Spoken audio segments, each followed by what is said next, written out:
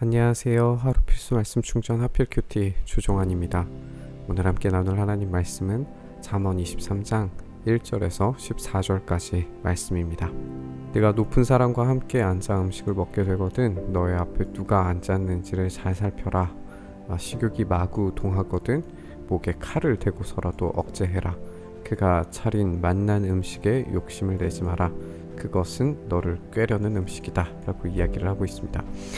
높은 사람과 함께 음식을 먹게 되는 상황에서 너의 앞에 누가 앉았는지, 그러니까 높은 사람과 함께 앉았다는 사실을 지각해야 돼요.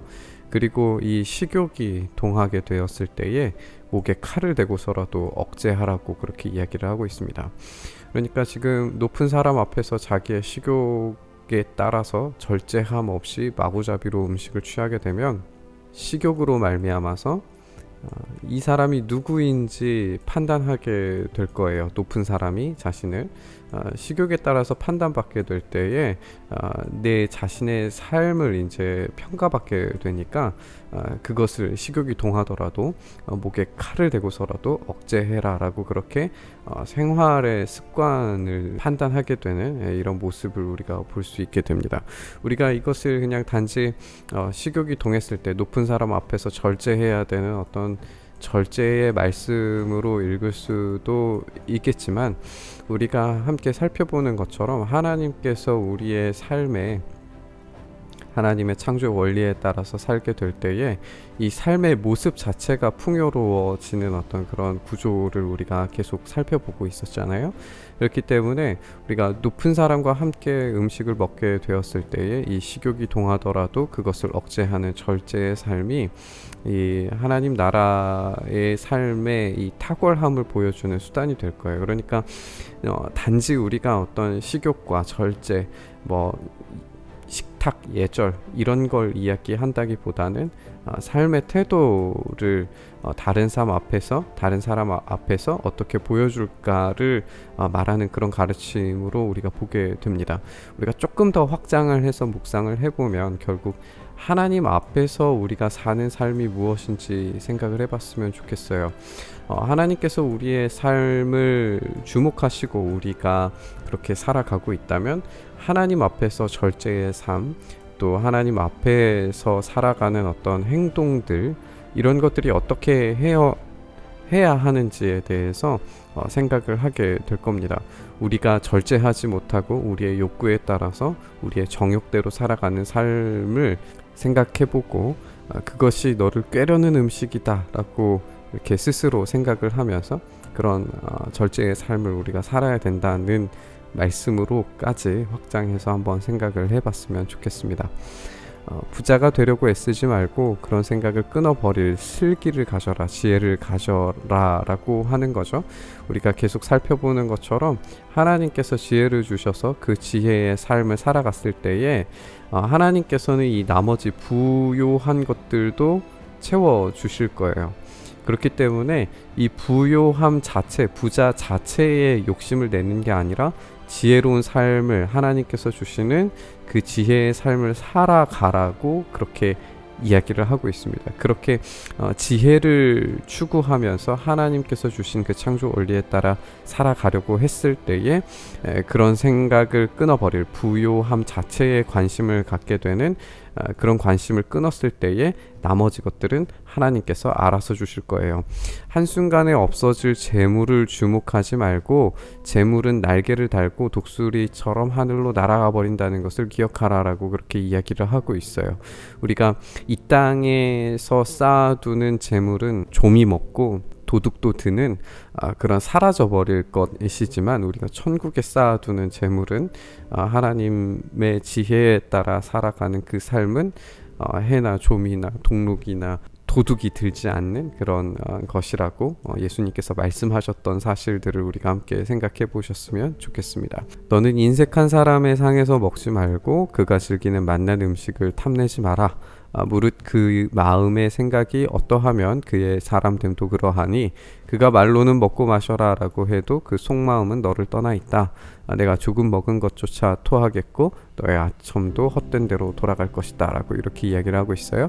이 인색한 사람이라고 이 번역한 이 말 자체가 원문상으로는 이제 악한 눈을 가진 그런 사람이라고 번역이 될 텐데, 이 악한 눈을 가진 인색한 사람의 상에서 먹었을 때에 그 즐기는 맛난 음식은 사실상 즐길 수 있는 맛있는 음식이 아니죠.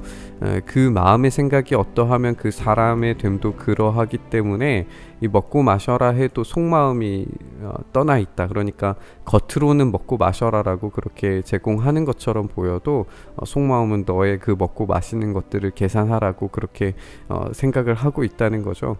여기에 이제 무릇 그 마음의 생각이 어떠하면 그의 사람됨도 그러하다라고 이렇게 번역이 됐는데, 이것은 그냥 목구멍에 있는 머리카락 같을 것이다 이렇게 번역이 되기도 해요.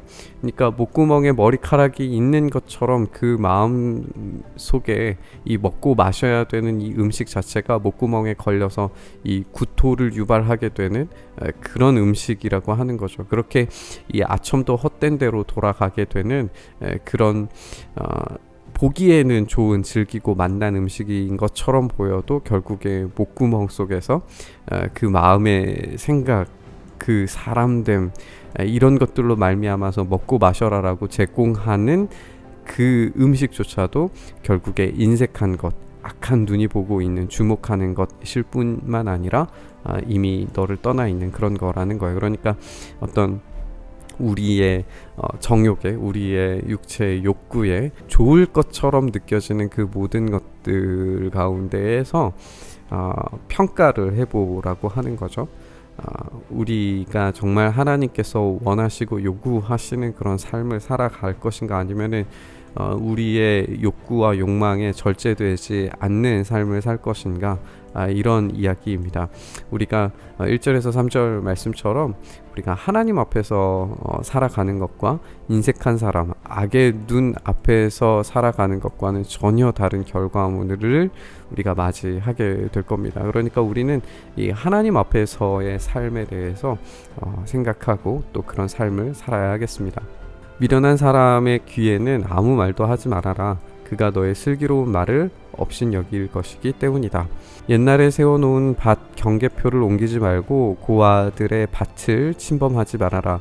우리가 한번 나누었지만 이 경계표는 하나님의 언약에 따라서 주어진 것이기 때문에 우리가 50년마다 돌아오는 이 희년에 이 자기의 땅을 돌려받을 권리가 있어요. 그런데 이 경계표를 옮겼을 때에 이 고아들의 밭을 침범하게 되는 상황들이 벌어졌을 때에 이 하나님의 언약에 따라서 주어지는 그 땅을 잃어버릴 위기에 처하게 되겠죠. 그러니까 이것은 경제적 정의에 대한 이야기가 될 겁니다.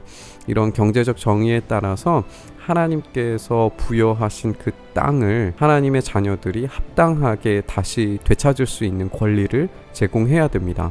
그들의 구원자는 강하신 분이시기 때문에 그분이 그들의 송사를 맡으셔서 너를 벌하실 것이다 라고 경고하고 있습니다.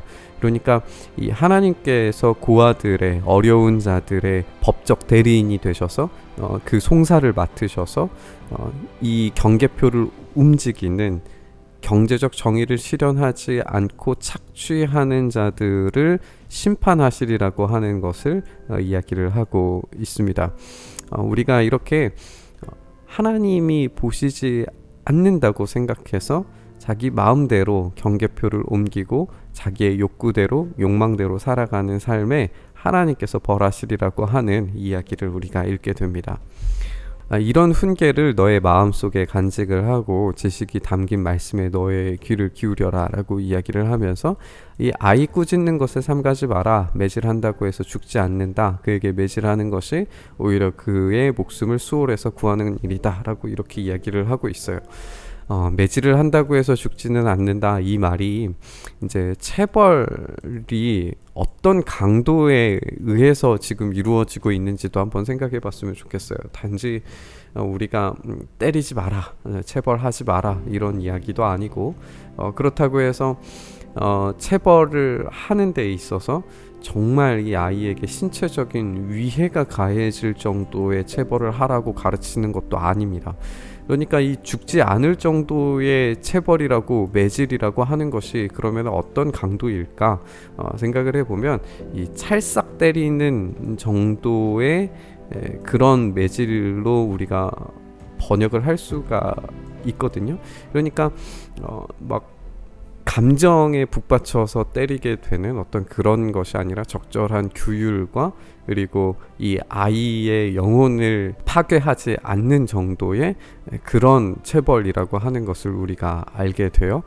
그렇게 적절한 체벌이 이루어졌을 때에 그의 목숨을 수월해서 구한다라고 그렇게 이야기를 하고 있어요. 우리 체벌에 대한 이야기는 참 어려운 이야기입니다. 하지만 우리가 이렇게 생각을 해보셨으면 좋겠어요. 이 신체적인 위해를 가하지 않는 육체적인 감각들에 대해서 하나님께서 악하고 나쁜 것으로만 취급하지 않는다는 것도 한번 생각을 해보셨으면 좋겠고, 우리가 연단이라고 하는 차원에서 생각을 해봤을 때 우리가 이런 연단을 받지 않는 삶, 그러니까 어려움과 위기를 극복할 수 있는 그런 힘을 길러내는 그런 방식으로 두드림이 이 체벌의 방식이라는 것도 한번 생각을 해보셨으면 좋겠어요. 그래서 이 체벌이라고 하는 것이 단지 이제 이 아이들에 대한 폭력의 차원에서 이루어질 것이 아니라 이 철을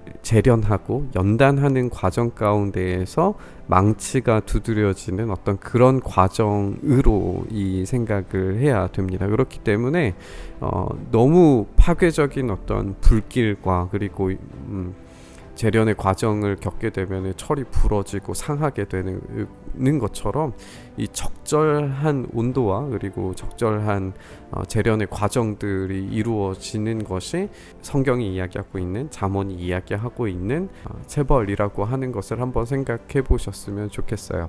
그러면 우리는 어떤 방식으로 체벌을 하고 어떤 방식으로 아이를 길러야 할 것인가, 이 잠언의 말씀들을 아이들에게 어떻게 가르칠 것인가를 생각을 할 때에 우리가 원리 한 가지를 오늘 본문에서 좀 발견하게 되는 것 같아요. 그건 뭐냐면 하나님 앞에서 하라는 거예요. 우리가 높은 사람 앞에서 식욕을 절제해야 하고, 그리고 그 땅의 경계석을 움직일 때에도 하나님께서 지켜보신다는 것을 기억해야 되는 것처럼, 우리 아이들을 가르치는 데 있어서도 내가 지금 분노로 이 아이를 가르치고 있는 것인지, 아니면 정말 하나님의 말씀답게 아이를 기르고 양육하고 있는 것인지, 아니면 방관하고 있는 것인지 살펴봐야 될 겁니다. 그러니까 그렇게 우리가 이 하나님 앞에서의 삶을 가르치고 하나님 앞에서의 행동을 보이는 것을 우리가 직접 살아내는 것을 우리 아이들에게 보여주어야 우리의 체벌에도, 그리고 우리의 가르침에도 권위가 생길 겁니다. 그렇게 되지 않았을 때 거짓으로 하는 모든 것들은 결국 악한 눈으로 쳐다보는 그런 목구멍에 걸린 머리카락처럼 결국에는 그것이 우리에게 맛있는 음식이 아니라 구토를 유발하는 음식이 될 뿐이라는 것을 기억했으면 좋겠습니다. 그렇게 우리가 이 하나님 앞에서, 하나님이 보시는 눈 앞에서 정직하게 살아감과 그것을 교훈하고 가르치는 삶을 온전히 살 수 있었으면 좋겠습니다. 주님, 그렇게 우리가 하나님 앞에서 하나님이 부르신 그 삶을 온전히 살아낼 수 있도록 도와주시고, 하나님께서 우리의 삶에 책임 있게 살아가게 하시는 하나님 앞에서의 삶을 온전히 살아낼 수 있도록 주님 인도하여 주시옵소서. 우리가 높은 사람 앞에서도 절제한다면 우리 하나님 앞에서 살아가는 우리의 인생이 어때야 하는지 다시 한번 생각하고, 하나님께서 주신 그 삶을 온전히 하나님을 경외하는 인생으로 살아갈 수 있도록 은혜 더하여 주시옵소서. 그렇게 우리의 삶 붙드시길 소망하며 우리 주님 예수 그리스도의 이름으로 기도드리옵나이다. 아멘.